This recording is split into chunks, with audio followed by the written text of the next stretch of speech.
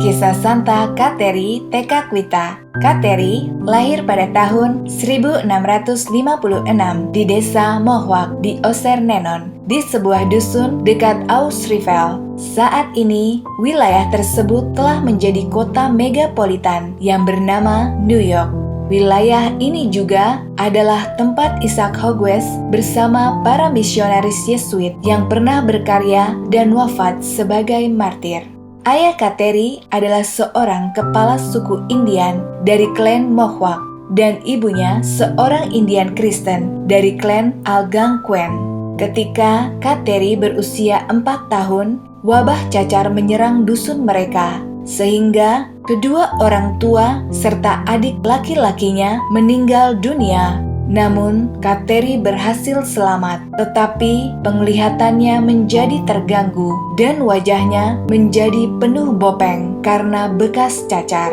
Karena itu, ia sering menggunakan selimut untuk menutupi wajahnya. Namun, penglihatannya menjadi kurang baik. Jadi, Kateri sering menabrak barang-barang di sekitarnya, sehingga ia diberi julukan Tekakwitha, yang artinya dia yang sering menabrak barang-barang. Lalu Kateri dibesarkan oleh bibi dan pamannya, yang seorang kepala suku dari kelompok kura-kura. Dalam suatu kesempatan, pamannya mendapat kunjungan oleh 3 orang misionaris Yesuit. Kemudian Kateri mulai menerima pengajaran iman. Dan pada hari Minggu Paskah, tanggal 5 April 1676, Kateri dibaptis oleh Pater Jacques de Lamberville yang adalah seorang imam Perancis. Setelah pembaptisannya dan pada usia ke-19 tahun, Kateri mengucapkan kaul untuk hidup murni dan mempersembahkan dirinya kepada Yesus Kristus. Dusun di mana ia tinggal bukanlah tempat yang nyaman bagi orang Kristen. Sesungguhnya di perkampungannya itu tidak ada seorang pun yang Kristen. Namun kemudian, keluarga dan masyarakat Indian lainnya tidak dapat menerima pilihannya untuk tidak menikah. Maka mereka mencemooh Kateri dan bahkan sebagian orang iri kepadanya sebab Kateri tidak bekerja pada hari Minggu. Namun Kateri tetap teguh pada pendiriannya itu. Setiap hari, Kateri berdoa rosario, bahkan meski saat mereka mengamat-amatinya. Namun demikian, Kateri tetap berlatih sabar. Ia tetap rajin dan menderita dalam diam. Namun keadaannya semakin lama semakin memburuk. Orang-orang sesukunya semakin keras memperlakukannya, sehingga tindakan mereka cenderung mengarah kepada kekerasan fisik. Namun, Kateri menerima semua perlakuan tersebut dengan semangat cinta kasih, bahkan terhadap semua orang yang bermaksud jahat kepadanya. Dan kemudian, Pater Jacques sangat mengkhawatirkan keselamatan Kateri, sehingga ia menasehati Kateri untuk segera meninggalkan kelompok kura-kura dan bergabung dengan kelompok Indian Kristen di dusun Caughnawaga, Kanada yang disebut kelompok misi Santo Franciscus Xaverius. Kemudian agar dapat sampai ke sana, Kateri harus berjalan kaki dengan menempuh perjalanan 200 mil dan melewati daerah-daerah yang masih liar. Di tempat pengungsian, pada hari raya Natal tahun 1677, Kateri menyambut komuni pertama. Betapa hari itu adalah hari yang membahagiakan baginya. Pater Pierre Chonolek yang seorang Yesuit, ia adalah pembimbing kehidupan rohani Kateri.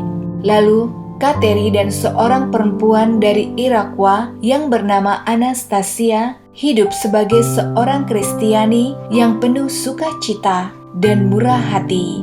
Mereka membaktikan seluruh hidup mereka bagi Yesus dengan merawat orang yang sudah sangat tua dan miskin. Kateri sendiri dikenal karena kebaikan hatinya serta keramahannya. Pada tanggal 25 Maret 1679, Kateri mengucapkan kaul kemurnian. Nama Kateri adalah bentuk mohwak dari Katerina yang diambil dari Santa Caterina dari Siena. Namun, penderitaan Kateri masih terus berlanjut dan kesehatannya semakin hari semakin memburuk. Ia sering menderita sakit kepala, juga sakit perut yang hebat. Segala penderitaannya itu ditanggungnya dengan sabar.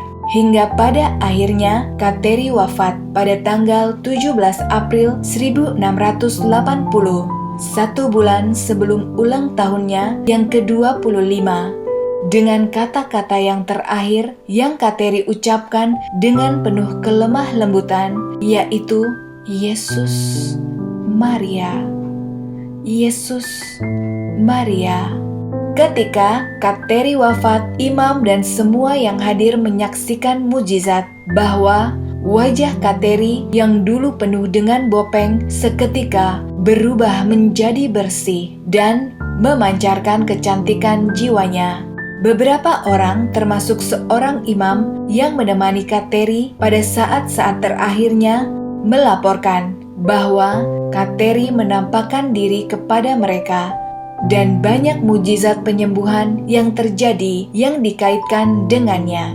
Tepat 300 tahun kemudian, pada tanggal 22 Juni 1980, Kateri Tekakwitha dimaklumkan sebagai beata oleh Santo Yohanes Paulus II dan ia dikanonisasi pada tanggal 21 Oktober 2012 oleh Paus Benediktus ke-16. Ia adalah pelindung ekologi, lingkungan, orang-orang di pengasingan, dan penduduk asli Amerika. Karena kesucian hidupnya, Kateri mendapat gelar sebagai bunga lili dari mohwak. Hari rayanya adalah 14 Juli. Demikian kisah dari Santa Kateri Tekakwitha yang adalah penduduk asli Amerika yang diakui sebagai orang suci oleh Gereja Katolik. Ia adalah seorang yang rajin, sabar, dan menderita dalam diam di dalam menjalani kehidupannya. Akankah kita juga dapat menjadi pribadi yang sama seperti Santa Kateri? Semoga kisah ini dapat menginspirasi iman kita semua. Sampai jumpa lagi bersama saya, Benedikta. Salam sukacita.